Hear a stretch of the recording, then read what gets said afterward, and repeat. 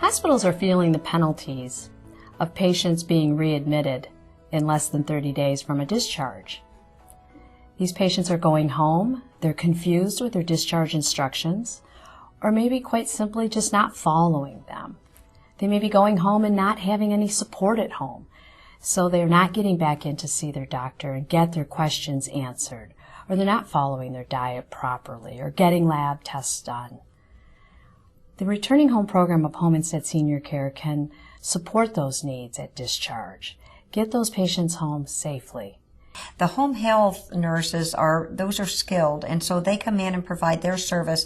But the Home Instead care, the senior care, was providing much more of a coaching role, providing that role for that patient, for that family, encouraging them, taking them to the doctor, providing transportation, assisting them in that way, which the skilled care does not provide.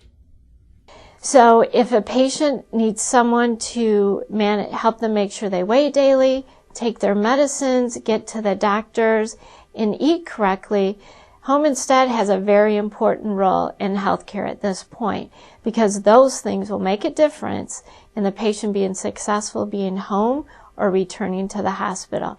And that is something that can only happen with Home Instead. They can be there for longer lengths of time.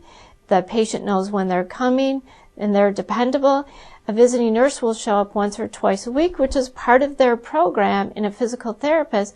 Home Instead will be there when the patient wants them to be there. And also, that's been so important with Home Instead, partnering with them and working with them together.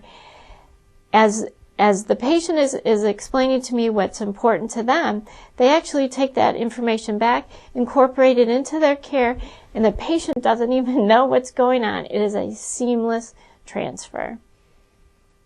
One of the key elements as well that myself and my client care manager did with each patient to ensure that the caregiver was continuing to train and teach the patient what was appropriate and the right thing to do to keep them from going back into the hospital. And these patients didn't want to go back to the hospital. They don't like the ER.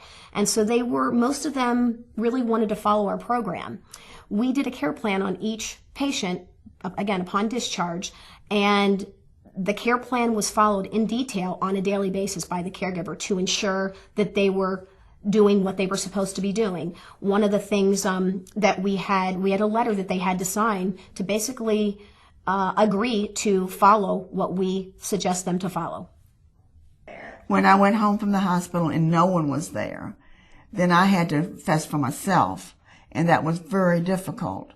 When I come home, if I was to go to the hospital and come out and I had the daycare, I had the Home Instead, then I had someone there for me, and they were there to help me if I needed the help with the medicine or whatever, just getting up and doing the walking.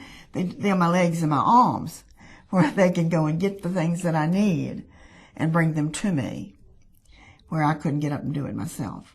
Well, we have had a really good experience with with working with Home Instead. They've been just overly collaborative. And been able to establish a very collaborative relationship with them and with all the staff. One of the things that was really amazing, another thing that was amazing about it, was that when we got together then to do the objective look at the data, the Home Instead caregivers that were in the home knew every single patient by name. They knew everything about that person, about that patient, about that family. And I found that to be really amazing and not something that I would have seen, I don't believe, in skilled providers.